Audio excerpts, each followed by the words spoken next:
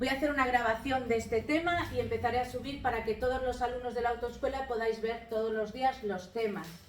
¿De acuerdo? Entonces, vamos a empezar. Estoy en la teórica de la mañana, pero será vista por todos vosotros. Vamos a empezar por el tema de lo que es el estado físico y mental para conducir. Bueno, lo primero que tenemos que tener en cuenta es que para obtener un carnet de conducir necesitamos tener unas ciertas condiciones físicas y mentales para poder conducir y dar unas respuestas correctas dentro de un tiempo de reacción adecuado. Es decir, que nuestro sistema nervioso, nuestro cerebro tiene que estar en perfectas condiciones, ¿de acuerdo? Para poder hacerlo. También vamos a hablar de los sentidos que más se usan mientras conducimos, porque los sentidos, la información que le llega al cerebro entra a través de los sentidos. Por lo tanto, tenemos que saber que el 80% de la información entra a través de la vista. Por ese motivo es muy importante que la vista esté en perfectas condiciones, ¿de acuerdo? Es decir, si nosotros tuviéramos algún tipo de deficiencia física, esta tiene que estar corregida, ¿de acuerdo? Entonces, pues para conducir necesitamos, si tenemos que usar gafas, tenemos que llevar las gafas mientras conducimos. De hecho, nos van a poner en el carnet de conducir 01, que es lentes correctoras, 06, que es lentillas. Tenéis que tenerlo en cuenta, que si usáis lentillas, que os pongan en el reconocimiento médico los códigos de las gafas y de las lentillas, porque si os ponen 01 solamente gafas. Si queréis usar lentillas os tienen que poner el código de las lentillas, vale. Pero el caso es que las gafas las tenemos que usar siempre, correcto. También es recomendable usar unas de repuesto. De noche. Está claro que los ojos están más adaptados a la visión diurna que nocturna, o sea que de noche vamos a ver mucho peor, lo que va a hacer que nos tengamos que esforzar más y por tanto que también nos cansemos más. Luego también tenemos que tener en cuenta que de día, para evitar los deslumbramientos y para evitar cansarnos, forzar excesivamente la vista, deberemos de llevar gafas de sol o bien poner el parasol para reducir los efectos de un deslumbramiento. También entra la información a través del oído, pero en este caso la información que entra a través del oído solamente, como hemos visto antes, un 10%, ¿de acuerdo? En este caso, lo que tenemos que hacer es, en primer lugar, hay unos espejos panorámicos que son este espejo que os voy a poner yo aquí. Esto es un espejo panorámico, ¿de acuerdo? Sería esto, ¿vale? Esto es un espejo que tiene un mayor campo de visión. Esto no es obligatorio para todas las personas, solamente para aquellos que tengan algún tipo de deficiencia, o bien auditiva o bien visual, que ¿vale? Solo en el reconocimiento médico lo pondrán. Pero no por el hecho, no tienes que llevarlo obligatoriamente. Y no por el hecho de tener un espejo panorámico quiere decir que no te tengas que poner los otros dos espejos. Solamente lo llevarán quien esté obligado. Y no te quita la obligación de ponerte otro espejo. Luego tenemos la música, pues llevarla más bajita. Hay que llevar, bueno, es recomendable llevar, pues sí, música, pues sí, pero que no sea una música muy estridente, pero que tampoco produzca sueño. Y no llevarla demasiado alto. Aquí vamos a ver todos los factores que afectan a la hora de conducir. ¿Cuáles son? Pues por ejemplo, ¿por qué? Porque todo esto afecta al cerebro. Por lo tanto, afecta, primero, a tu capacidad para pensar, lo que se va a llamar capacidad de reacción, que es tu capacidad para procesar información y dar respuestas. Lo que vulgarmente llamamos reflejos. Y también afecta, por lo tanto, al tiempo de reacción, que es lo que tú tardas en pensar. que el tiempo de reacción es más o menos entre medio y un segundo, es decir, bueno, se puede decir 0,75 segundos, entre medio y un segundo. Pero eso en tiempos en laboratorio. En la vida real puedes llegar tardar a pensar entre 1 y 2 segundos incluso. Pero bueno, vosotros decís que el tiempo de reacción está entre medio y un segundo o 0,75 segundos. Pero eso es para laboratorio, la verdad. En la vida real se tarda más. Pues bien, ¿qué afecta al cerebro? Y por lo tanto afecta a tus reflejos, tu capacidad para reaccionar, y también afecta a lo que tú tardas en pensar. Pues todos estos factores, todo esto que vemos aquí. Por ejemplo, comidas copiosas, que quiere decir pesadas, hace que aumente el tiempo de reacción y disminuya la capacidad de reacción. El alcohol, las drogas, enfermedades, medicamentos, la fatiga o el sueño. Vamos a ver uno por uno. Vamos a empezar con el tiempo de reacción. El tiempo de reacción es lo que tardamos en pensar, lo que tarda el cerebro en buscar una respuesta y en mandarle la respuesta a los nervios motores y a los músculos de las manos y de los pies. Lo que tardamos en dar la respuesta. El tiempo de reacción está entre medio, como hemos dicho, y un segundo. Hay gente que tarda medio segundo, a ver si sale aquí. Y otra gente que tarda un segundo. Pero, ¿qué es? ¿Qué pasa? Pues mirad, si el tiempo de reacción lo que determina es que si tú tardas en pensar medio segundo, vas a recorrer estos metros. Pero si tú tardas en pensar mientras piensas, si tú tardas en pensar 4 segundos, fíjate todo lo que recorres mira lo que recorres el coche mientras piensas, y todavía tienes que frenar.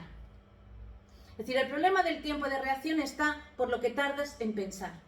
Tardas más en pensar, te acercas más al lugar de impacto.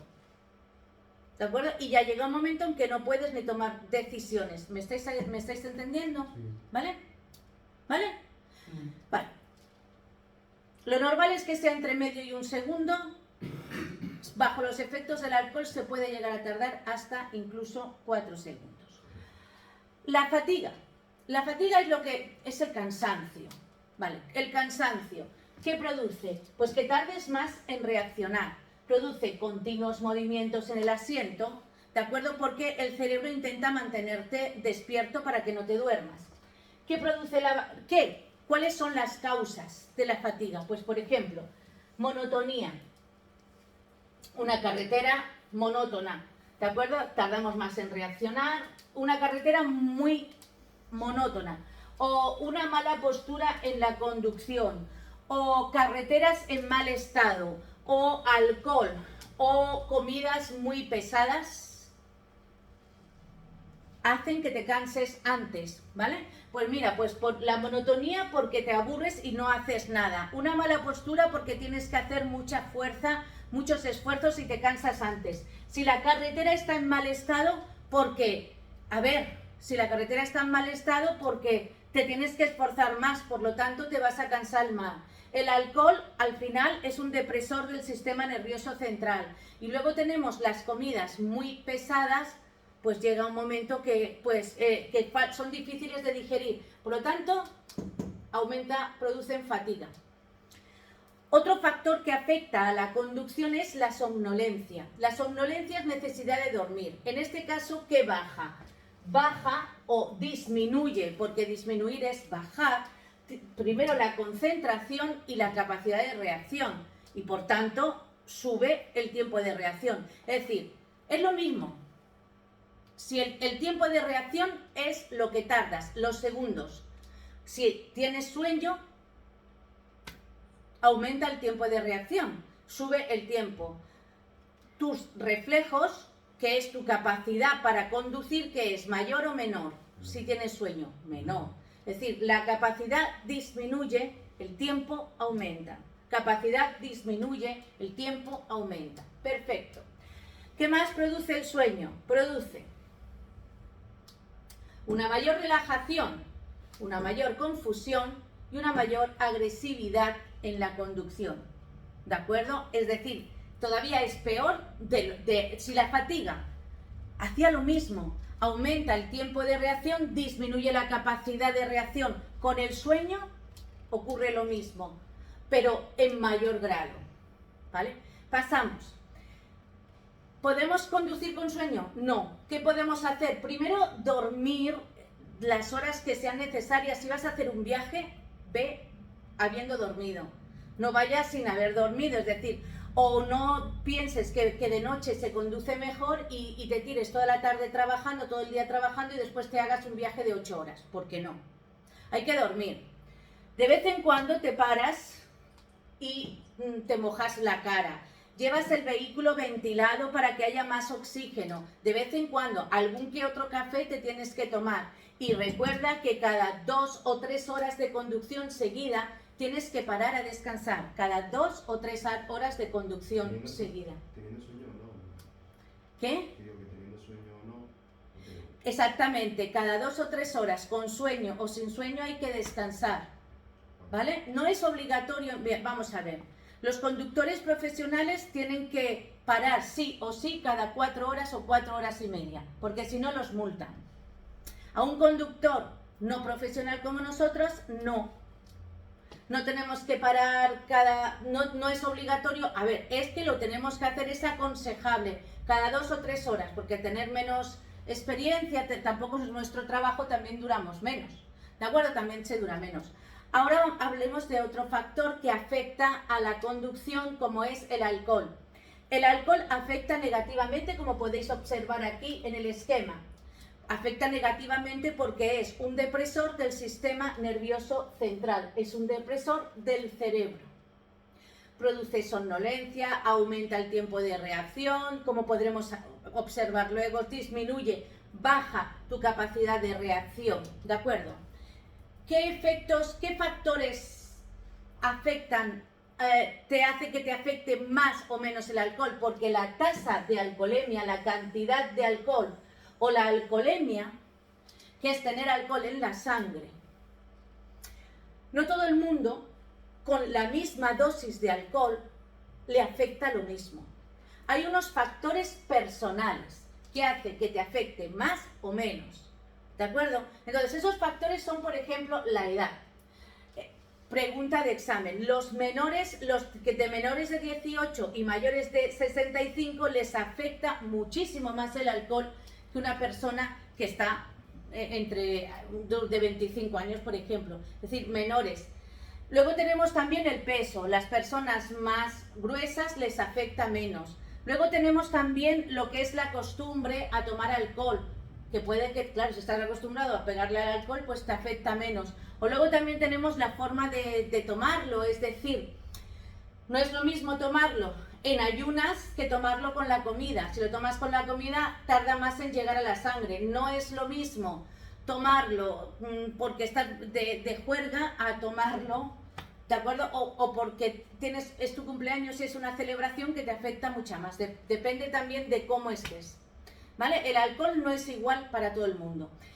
¿Y qué efectos tiene el alcohol sobre el cerebro?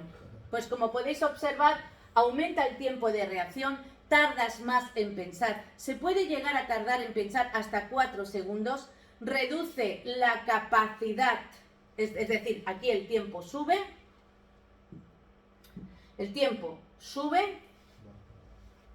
la capacidad baja, ¿vale? Mirad, el tiempo sube. Si a 100 por hora se recorren, imaginaos, a 100 por hora recorremos como 100 metros para detener el coche. O mejor dicho, tenemos un campo de fútbol que mide 100 metros. A 100 por hora, un coche recorre unos 28 metros en un segundo. En un segundo, 28 metros, que es este espacio. Tú imagínate si tardas en pensar 4 segundos. Recorres solamente un campo de fútbol mientras piensas. Por lo tanto, ¿cómo vas a recorrer un campo de fútbol solamente en decidir tocar el freno? Te cargas a una persona. o chocas contra lo que sea. Es decir, como podéis observar, los efectos del alcohol son nocivos a la hora de conducir, ¿vale? Entonces, ¿aumenta el tiempo de reacción? Sí. ¿Disminuye la capacidad de reacción porque bajan los reflejos? Sí, disminuye. El tiempo sube, la capacidad disminuye. Se produce la denominada visión túnel porque dejamos de tener visión periférica. Solamente es como si fuéramos en un túnel y solamente vemos al fondo. O apreciación incorrecta se produce de distancias y velocidades, así como sobrevaloración de las capacidades personales. Es decir, te crees que controlas y a lo mejor no controlas. Por lo tanto, ¿cómo controlas? Te lanzas más y a lo mejor no estás controlando de esa manera, ¿vale? La tasa de alcoholemia. ¿Qué es tasa de alcoholemia? La tasa de alcoholemia es la cantidad máxima de alcohol que está permitida por ley. Tenemos tres tasas, una aquí no está puesta. La número 1 es 0,0 gramos de alcohol por litro de sangre, que es para los menores de edad.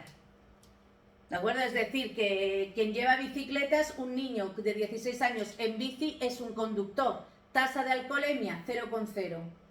¿Vale? Un chico que lleva un patinete con 14 años es un conductor. 14, 15, 16. Tasa de alcohol para el niño, 0,0. Porque hasta los 18 años no se puede tomar alcohol. Esa es la primera tasa. 0,0 para los menores de edad. Nada. Lleven bicicletas o lleven patines, vehículos de movilidad personal, patinetes eléctricos, ¿vale? VMPs. Otras dos tasas. Tenemos la de 0,25 y la de 0,15. 0,25 es para los conductores expertos, que tengan más de 2 años de antigüedad. 0,25 miligramos por litro de aire. 0,25 miligramos en cada litro de tu aire. Y para los conductores noveles, porque como todavía los conductores noveles, al tener menos experiencia, muchos de los automatismos que se necesitan para conducir no los tienen del todo adquiridos o asimilados, pues claro, no pueden tomar tanto alcohol. Entonces, los conductores noveles, igual que los profesionales, menos alcohol. La tasa es 0,15 miligramos de alcohol por cada litro de aire. ¿Vale? El alcohol es 0,15 para los noveles y profesionales, 0,25 para los normales, 0,0 para los menores de edad. Bien, el alcohol se puede medir en el aire, como podéis ver aquí, y también se puede medir en la sangre. Ver qué cantidad, a ti lo que van a verificar es qué cantidad de alcohol tienes dentro de tu cuerpo. Lo pueden ver haciendo un análisis de sangre o se puede ver analizando el aire que tienes en los pulmones, porque el 80% del alcohol se elimina a través se metaboliza, se elimina a través del hígado, ¿de acuerdo? Se elimina a través de la orina, se elimina a través de la respiración. Se elimina a través de la orina, ¿de acuerdo? Y una parte pequeña del alcohol, pues el 10% se elimina a través de los pulmones. Entonces lo que van a hacer es ver la cantidad de alcohol que tienes en los pulmones, porque estás eliminando, los pulmones están llenos de alcohol, porque se está el aire porque se elimina con la respiración, y entonces aquí hacen un análisis de aire. Es decir, la policía no va a hacerte un análisis de sangre en plena carretera, no te va a sacar sangre en plena carretera un policía. Lo que hacen es una medida menos invasiva, mirar el aire, ¿de acuerdo? Entonces por eso tenemos dos tasas, 0,15 miligramos, 0,25 miligramos, pero como es solamente muy poquito el alcohol que tenemos en el aire, se cuenta en miligramos. En el aire el alcohol se cuenta por gramos y las tasas son distintas. 0,25 miligramos equivale, multiplicas por 2 a 0,5 gramos. Atenderme, por fin.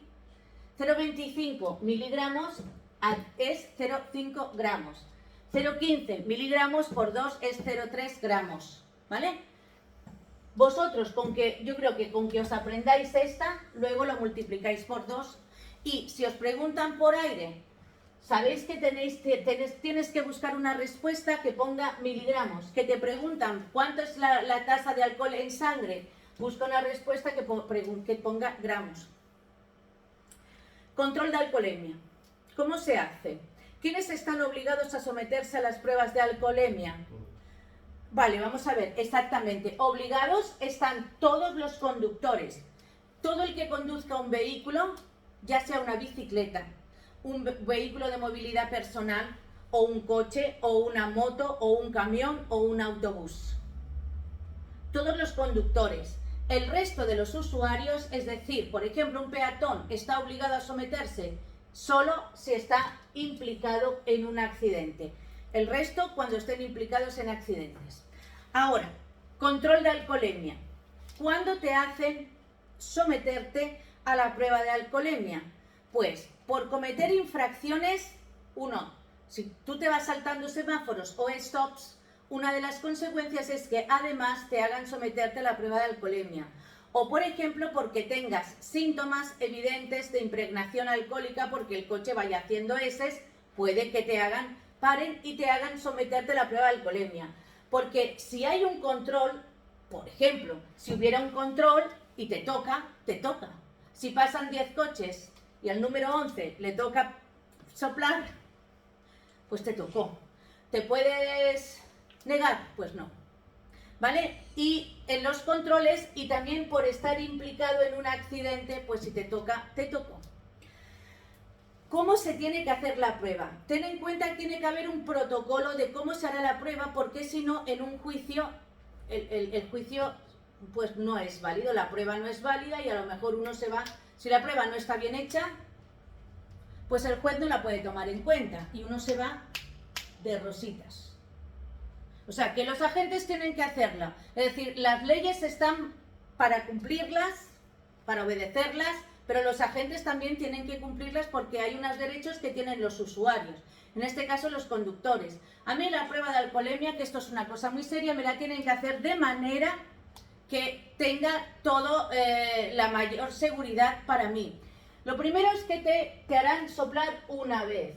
Si al soplar da positivo porque tiene más de 0,15 o más de 0,25, ¿de acuerdo? Te harán una segunda prueba a efectos de contraste. Entre la primera prueba y la segunda tiene que haber un tiempo mínimo de 10 minutos para que no queden restos de alcohol en el alcoholímetro. Si vuelve a dar positivo, entonces o bien el juez, tú puedes pedirlo, que te hagan un análisis de contraste porque tú estás seguro de que no has tomado alcohol o que has tomado solamente una cerveza y que no puede dar positivo. ¿De acuerdo? Entonces puedes pedir un análisis de sangre que entonces te tienen que llevar a un centro médico para hacerte el análisis y si da positivo lo pagas tú porque te has equivocado y si da negativo lo paga la tráfico. ¿De acuerdo? También hay enfermedades que afectan a la conducción. Enfermedades, entonces, ¿por qué? Porque aumenta el tiempo de reacción, disminuye la capacidad de reacción, producen somnolencia, ¿vale? Enfermedades que hacen que no estemos en perfectas condiciones para llevar el coche. Por ejemplo, enfermedades respiratorias como la alergia, como la gripe o como el asma. ¿Que por qué? Pues porque producen una pérdida de atención y somnolencia y también irritación ocular. Enfermedades cardíacas, como pueden ser la hipertensión o la arritmia, porque producen mareos, porque producen pérdida de atención y porque producen somnolencia. Enfermedades neurológicas que afectan a la conducción y que muchas veces pues inhabilitan para conducir, como pueden ser demencia, depresión, porque es un mayor peligro y porque producen estas enfermedades una mayor agresividad, un mayor cansancio muchas veces y más distracciones. Los medicamentos hay que tenerlos en cuenta porque hay medicamentos que si son medicamentos que tú te tienes que tomar porque tienes una enfermedad crónica que no te inhabilita. Si podemos tener una enfermedad necesitamos tener. Por ejemplo, yo tengo diabetes, digo yo, tuviera una enfermedad. Bueno, pues si yo mi enfermedad la tengo curada y necesito para tenerla bajo raya, tomar mis medicamentos, me los tengo que tomar en la dosis que me diga el médico. Previamente yo tengo que saber que esos medicamentos no me afectan, o preguntarle al facultativo de que me afecta o no me afecta, o decirle voy a conducir, y en lugar de mandarme un tipo de medicamentos que pueda afectar, mandar otro tipo que me mande otro tipo de medicamentos, porque los medicamentos pueden afectar. Solamente me podré tomar si están prescritos por el médico y porque no afecten a la conducción. No puedo tomar arbitrariamente tomarme los medicamentos que me dé la gana y administrármelos porque me duele la cabeza. Pues me tomo las 5 pastillas. A ver, te tendrás que tomar la pastilla determinada por el médico, y si te afecta la conducción, pues no conducir. ¿De acuerdo? Es decir, tenemos que distinguir. Todos los medicamentos afectan, unos más y otros menos. Si yo lo que tengo es una enfermedad crónica, lo mismo para conducir necesito estar medicado, pero siempre que sean los medicamentos no pueden afectar a la conducción, ¿me entendéis? Tengo que saber llevar bien pautadas las dosis y haberme tomado las dosis para que no se produzca una crisis justo cuando voy conduciendo. Lo que no podré es tomar medicamentos porque los que a mí me dé la gana y yo automedicarme, ¿vale? Los analgésicos producen mareo y sueño. Los antihistamínicos, que son los que se toman, pues por ejemplo, para los catarros o para la alergia, hay de 2 tipos. Están los de la primera generación, que son peores, producen más sueño, más visión borrosa, y los de la tercera generación, que son los últimos, lo que pasa es que si mezclados con alcohol son malos todos.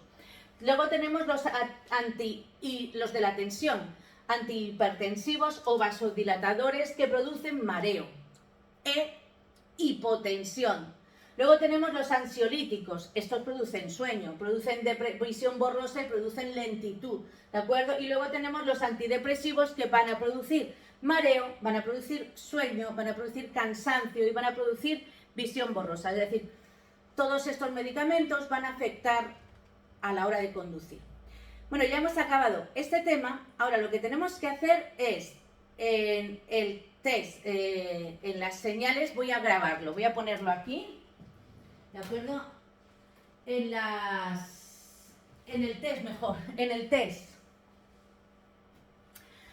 del tema 10 nos haremos todos los tests, tiene 3, sí, en el manual, ¿de acuerdo? En el manual o en la aplicación de PonchGo. Y de esa manera, con todo lo que yo he explicado en clase, lo vais a fijar en la memoria, ¿vale? Mañana, la siguiente teórica, por la mañana, si hoy hemos dado el tema 10, será el tema 11, que será otros usuarios. Y mañana, en la teórica de la tarde, veremos el tema 3. Pues nos vemos hasta mañana por la tarde o hasta pasado mañana.